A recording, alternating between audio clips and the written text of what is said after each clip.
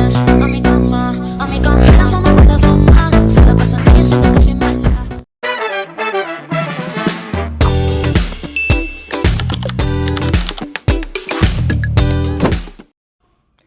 Assalamualaikum warahmatullahi wabarakatuh. Baik teman-teman, di sini saya akan memberikan tutorial cara menganalisis uji beda independen sampel t-test menggunakan aplikasi SPSS. Baik, untuk memenuhi tugas mata kuliah 4, nama saya perkenalkan Muhammad Zikri Ibadillah. NIM saya 240210118. Baik, di sini kita sudah mendapat persoalan, yaitu soal independent sample t-test yang berkaitan dengan teknik mesin. Ingin mengetahui apakah terdapat perbedaan signifikan pada kekuatan tarik baja yang diproduksi menggunakan dua metode pendinginan yang berbeda. Pada kesempatan kali ini kita mempunyai persoalan, yaitu untuk membedakan dua metode menggunakan pendinginan udara dan menggunakan metode pendinginan oli. Apakah terdapat perbedaan atau tidak? Baik, langsung kita masuk ke masukkan data yang telah kita tulis di Excel, kemudian tinggal kita copy dan kita masukkan ke aplikasi SPSS. Baik, kita langsung saja copy paste data yang telah kita miliki ke dalam aplikasi SPSS ini. Kemudian alangkah baiknya kita mengetahui terlebih dahulu konsep dasar uji independen sampel t-test. Yaitu uji independen sampel t-test merupakan uji beda dua kelompok yang tidak berpasangan. Kemudian uji independen sampel t-test bertujuan untuk mengetahui ada atau tidaknya perbedaan rata-rata kelompok yang tidak berpasangan.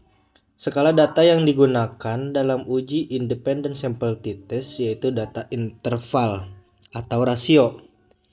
Uji independen sampel t-test termasuk ke dalam statistik parametrik, yang artinya asumsi normalitas data wajib terpenuhi. Dengan kata lain, data harus berdistribusi secara normal. Namun, apabila asumsi normalitas data tidak terpenuhi, maka bisa menggunakan alternatif lain, yaitu uji statistik non-parametrik menggunakan uji Mann-Whitney.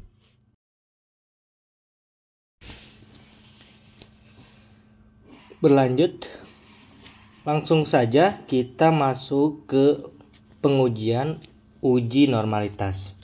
Kita harus mengetahui kriteria pengujian uji normalitas. Jika nilai signifikasi p-value kurang dari 0,05, berkesimpulan data tidak berdistribusi secara normal. Namun jika signifikan p-value-nya lebih dari 0,05, berkesimpulan data berdistribusi secara normal. Baik, kita langsung saja melakukan uji normalitas. Yang pertama, kita harus memberi nama dulu dengan kolom pertama itu kelompok, yang kedua itu metode. Bukan metode, salah, bukan metode, pendinginan. Kita ganti pendinginan. Nah, pendinginan ya kan, yang kita akan tes. Kemudian kita desimalkan, nolkan, terus dinolkan semua. Kemudian values-nya kita masukkan. Karena tadi data di data view, nah itu satu kelompok satu itu dikasih label 1 dan kelompok 2 itu dikasih label 2. Maksudnya jadi values-nya 1 itu pendinginan dengan udara, kemudian kita add. Yang kedua itu pendinginan dengan oli, kemudian kita okekan.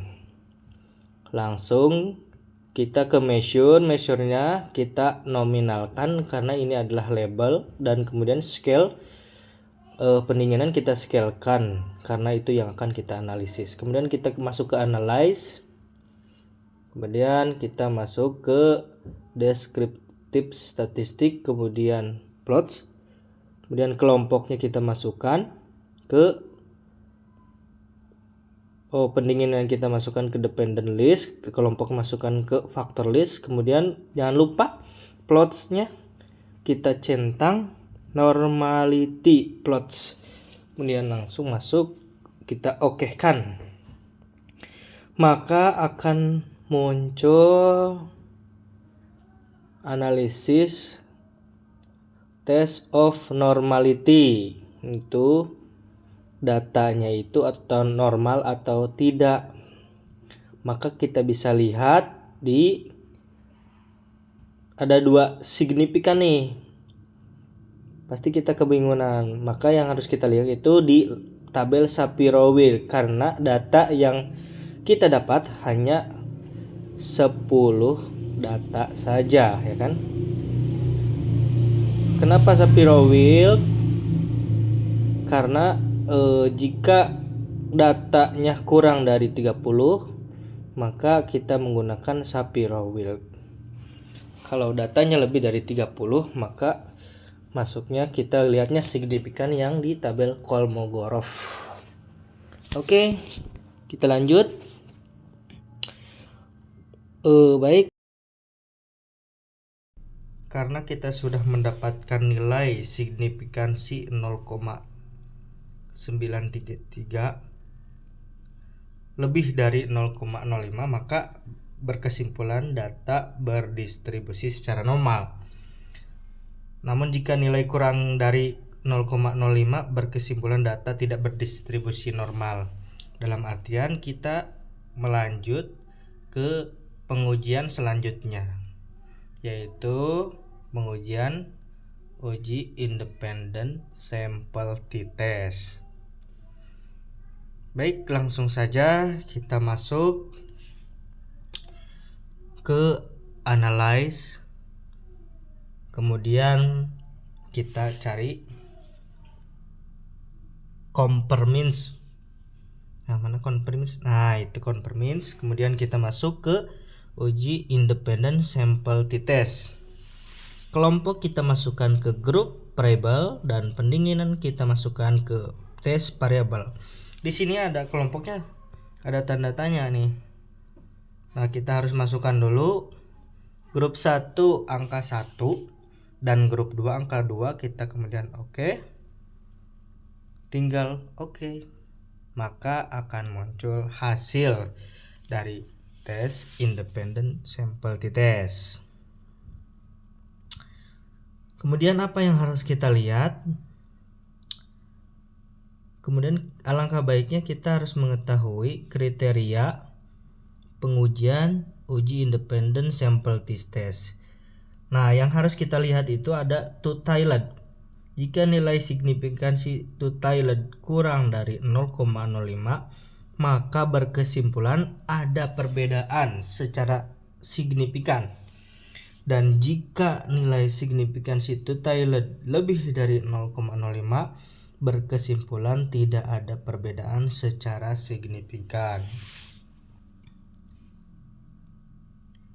Ulang lagi, jika nilai signifikansi two-tailed kurang dari 0,05,